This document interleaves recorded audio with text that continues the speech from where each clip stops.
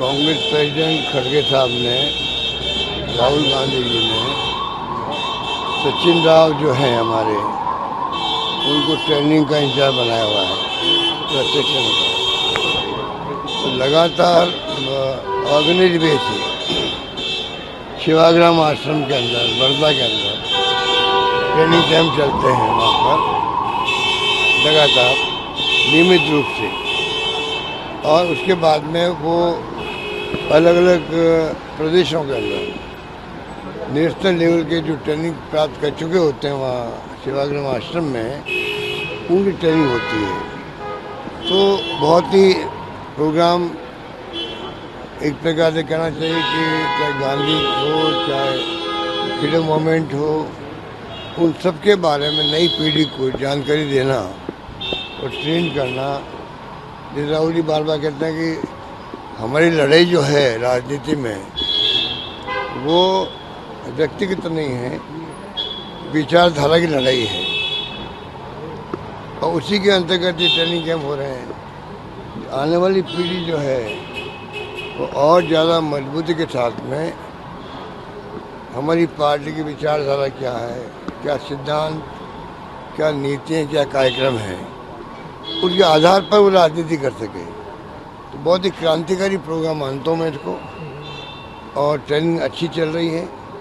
और जो नई पीढ़ी आ रही है, जो होना भी चाहिए, डेमोक्रेसी के अंदर कोई व्यक्ति की दुश्मनी नहीं होती है।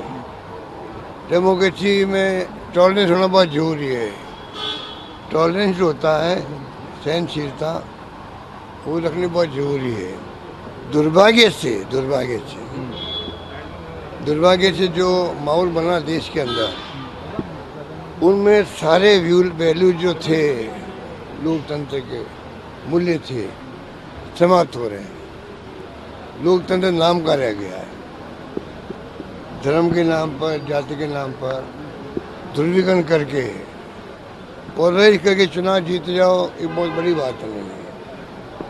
आप पब्लिक को अपनी बात कहो, विचारधारा की बात कहो, अपने कार्यक्रम बताओ, उसके आधार पर आप मैदान में उतरो। पर जो माहौल बन गया डरावना, बहुत ही मैं समझता हूँ कि लोग डरे हुए हैं, देश के अंदर घबराए हुए हैं। टेलीफोन में बात करते चमकते हैं कि फेस टाइम में बात करो, हर व्यक्ति ये करेगा। तो डेमोक्रेसी में ये स्थितियाँ अभी जो वर्तमान है, थोड़ी उसमें चिंता वाली बात है। और इसीलिए मैं समझता हूँ कि ऐसे प्रोग्रामों की जरूरत है देश के अंदर। और वो प्रोग्राम कांग्रेस बहुत बेखूबी चला रही है, ये मैं आपको कह सकता हूँ। राइजिंग राजस्थान सरकार का बड़ा इवेंट कल से शुरू होने जा रहा है, बताने की बड़ी उपलब्धि हमारी शुभकामनाएं हैं। हर सरकार अटेम्प्ट करती है कि देश और विदेश से इन्वेस्टमेंट आए और वो लोग प्रयास करे, MOU करे और उसके बाद में इन्वेस्टमेंट भी आए। साधारणतः देखा गया, चाहे गुजरात हो, चाहे यूपी हो, चाहे राजस्थान हो, जब इवेंट होती है तो बहुत प्रचार प्रसार होता है, जैसे राजस्थान में हो रहा है। तो उसके बाद में MOU के बाद में 10% 12% इन्वेस्टमेंट मुश्किल से आता है। गुजरात या मैंने देखा लखनऊ या और भी राज्यों में होता है। यहाँ पे भी हमारे वक्त में हुआ था। मैं भी क्लेम नहीं कर सकता कि बहुत बड़ी संख्या में आए होंगे, क्योंकि इंडस्ट्री जो होता है, ये प्रोग्राम आना एक बात है और धरातल पर इन्वेस्टमेंट को उतरना दूसरी बात है। वो बहुत कम उतरता है। वो देखता है मेरा वाइबल प्रोजेक्ट है क्या, मेरी परियोजना जो है, मैं निवेश कर रहा हूँ तो लोन भी ले रहा हूँ बैंकों से, तो वो वाइबल भी होगा कि नहीं होगा। फिर सरकार का रवैया क्या है, कई फॉर्मेलिटी करनी पड़ती है, वो देखता है, उसके बाद इन्वेस्टमेंट करता है। और तीसरी बात है रिफाइनरी की, मैं कहना चाहूँगा, कल रात को मैंने ट्वीट भी किया है, एक्स में लिखा है, वो हमारे लिए बहुत महत्वपूर्ण बात है। 40,000 करोड़ का प्रोजेक्ट जो है, ये हम लोग डॉक्टर मनमोहन सिंह जी जो प्राइम मिनिस्टर थे, सोनिया गांधी जी चेयरपर्सन थी, तब हम लोगों ने इसको मंजूर करवाया था। और मिसेज गांधी भी आई यहाँ पर, मिस्टर वीरप्पा मोइली मंत्री थे, वो भी आए थे 15 के अंदर। एक शानदार प्रोजेक्ट विथ पेट्रोकेमिकल कॉम्प्लेक्स, वो भी आधुनिक, वर्तमान समय के अंदर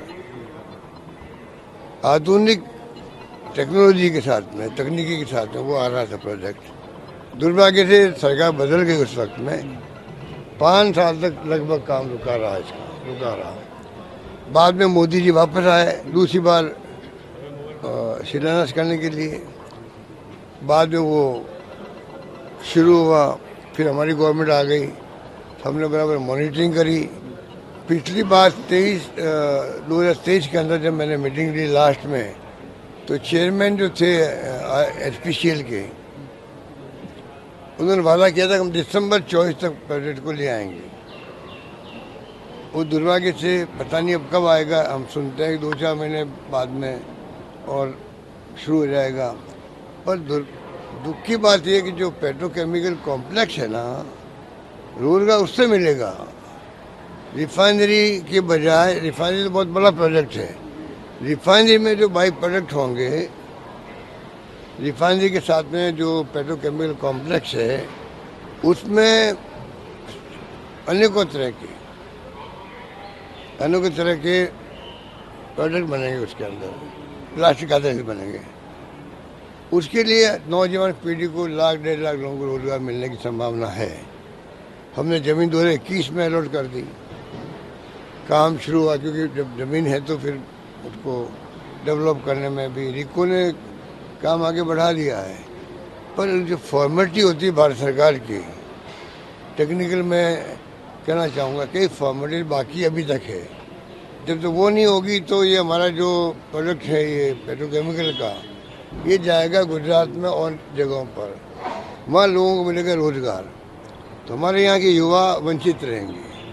तो सरकार को चाहिए, प्रधानमंत्री मोदी जी आ रहे हैं, तो मैं उनसे आग्रह करूंगा कि आप कृपा करके सारी फॉर्मेलिटी PMO का क्या जल्दी करवाइए, सुनिश्चित कराइए कब से काम पूरा हो जाएगा, कब से प्रोडक्शन शुरू होगा, और साथ में जो इंफ्रास्ट्रक्चर बनना वहाँ पर जहाँ इकाई लगेगी, वो काम भी साथ साथ करवाएं। तब जाकर के असली लाभ, जो मेरा सपना था कि रिफाइनरी आएगी, पेट्रोकेमिकल कॉम्प्लेक्स आएगा और लाखों लोगों को रोजगार मिलेगा, वो मैं खुद भी थोड़ा निराश हो रहा हूँ। मैं उम्मीद करता हूँ प्रधानमंत्री जी राजस्थान में प्रायोरिटी देंगे।